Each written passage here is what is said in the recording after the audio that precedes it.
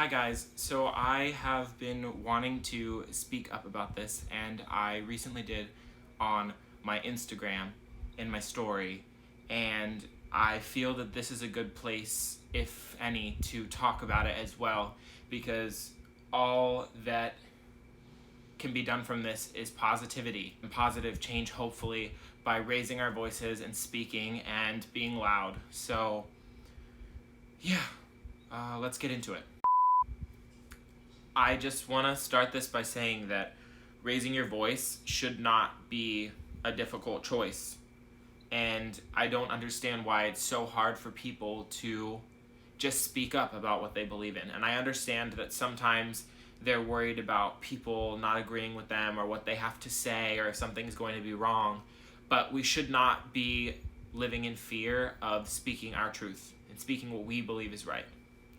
And if you do feel that and you do fear that, then that's really, really, really, really sad. And the people that are putting you there, those are the people that are oppressing you and your thoughts and your ideas. And that's just not okay.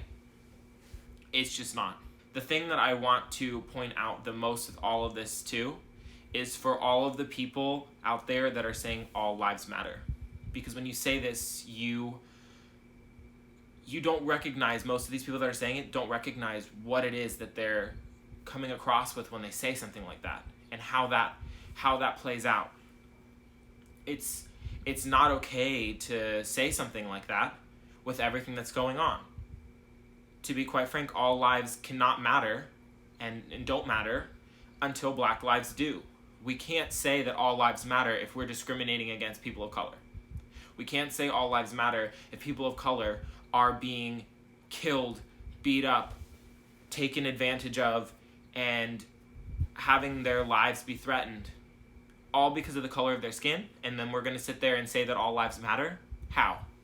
Like, explain that to me. Like, I really would love someone to actually explain it to me, because not one comment that I've seen or post about all lives matter has ever actually highlighted any of those points. Not one.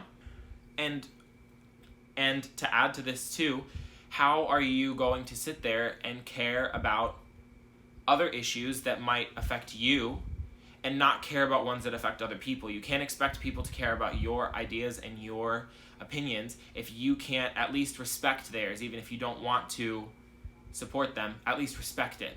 Because everybody's allowed to be entitled to their idea and their own opinion. You can't think that your issues are more important than somebody else's. You can't sit there and say, why am I being discriminated against for my weight? You can't treat me this way because of my weight. You can't tell me to wear a mask because that's my right to freedom. You can't tell me to do this. Well, then you can't go and attack, kill, and harm unarmed or whatever it is. It doesn't matter. Any form, any situation. You can't do that to a person of color just because. And it's not fair to say, oh, well, why is my issue this way and this one's not? Their lives are being taken away. To the people that are complaining about Targets being rioted and other stores being burned down and stuff, all of those stores have since now come out and said, we don't care. We have insurance, things can be fixed, things can be replaced, but the lives of innocent Black people cannot be brought back. They can't. George Floyd, Brianna Taylor, we have to say their names. There's so many more. There's a countless list. Those are the two big names that are being circulated around right now. We can never stop saying their names. We can never stop carrying out their legacy. And just, it baffles me. It really does. And the people that are so shocked and so surprised by this, they were so shocked by what happened to George Floyd. Police brutality has been happening for so long. Black lives have been in jeopardy for so long. This is not an issue that just started. This is an issue that has been ongoing and constantly growing in the background and getting worse and worse and worse. And it's very unfortunate that for so many people, George Floyd was the wake-up call. Breonna Taylor was the wake-up call, and it should not have been that way. This should have been something that was recognized a long time ago and thought about so that George Floyd and Breonna Taylor could still be alive right now. But we can't bring them back because people are living in their awful racist ideas. I am a Persian American. I am half white from my dad's side, and I am half Persian from my mom's side. And as much as I don't look white, I am part white. So I do have some privilege in me. I do get that aspect from my dad. And I have to own that. And we have to use our white privilege. We have to call on our white friends, and we have to say, use your privilege to help us. Because if white people are speaking up, they're less likely to be attacked in a crowd as someone who's a person of color. Now, I can relate very slightly to people in the black community in the sense that I don't look white. I don't. And when I go out in public, I have been called names, ridiculed against, treated differently throughout school. I'm a terrorist. I am going to blow up your country. I'm going to blow up whatever because of the way that I look and my complexion.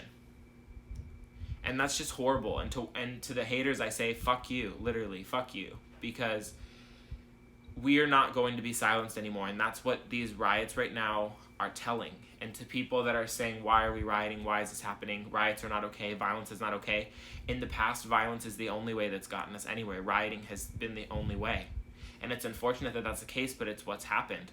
Women's rights were earned by the suffragettes. For me, LGBT rights, the rights that I have now are because of the Stonewall riots. They lasted 6 days. And through all of that, look at the change that came. The civil rights movement was a riot. And people of color earned the freedoms that they have now because of it, and they're still fighting battles. How many years later? Like, are we kidding? We're still talking about this issue. Racism is still a thing. Why? Why can we not just treat each other as equals? My biological makeup is very similar to that of any other person, with the exception of the fact of we might be a different gender and we might happen to have different skin tones. But we're the same people. We're all hand in hand in this world together, trying to make a living and trying to live our lives. Why are we undercutting people of color for no reason? Why are we doing this? And why are peaceful protesters being met with tear gas and being met with other forms of violence from police? Why are they being shot in the face and in other parts of their body with rubber bullets that are meant to be hitting the ground and bouncing off the ground? What is justifying any of this? It's so sad, and we need to be doing more. We need to be vocal. We need to hold the people who are causing problems accountable. Our own president is not doing anything to help.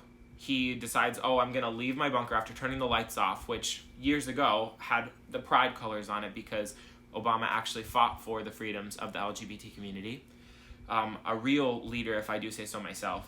And he walks to a church. Mind you, the leader of this church has already come out and said how enraged he is by that happening because it was the most fake act ever. I'm going to go and do this. It's going to make me look so great. I'm going to grab the Bible and I'm going to hold it up in front of the church.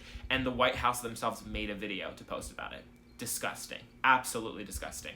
So with all of this, I say take the energy that we're having from right now to the polls. Go vote. To the people that are saying blue lives matter. Blue lives don't matter because blue lives are not real lives. Being a cop is a choice. Acting a certain way with the uniform on is a choice. They can take their uniform off. Black people cannot remove their blackness. It is the color of their skin. It is beautiful. It is how they're born, and they should not be treated any less than. So I tell you, protect your black friends. Do what you can. If you're white, use your privilege to help raise awareness and speak out. And let's bring this together, and let's hope that we can cause some form of change, because what's going on right now is absolutely disheartening in the midst of having to deal with a pandemic as well.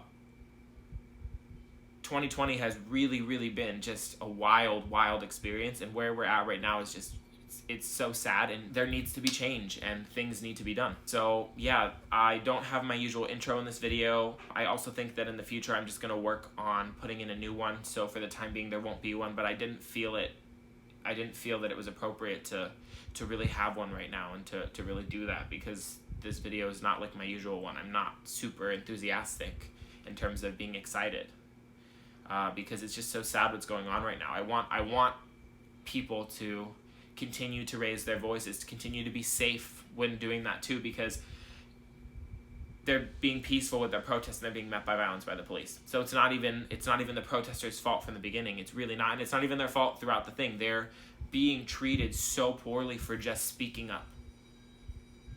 And then you want to tell me that they don't have a reason to go ahead and proceed with the things that they're doing. How are you human to sit there and say all lives matter and not care about your brothers and your sisters and your black friends and your neighbors and all the other people that contribute to our society? People of color are absolutely beautiful.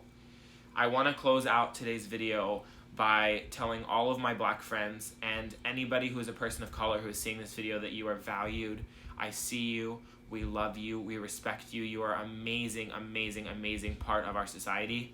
And as long as I am able to, I will continue to raise my voice and to be loud about this, because I hate what's happening to you guys, and it's just so disheartening.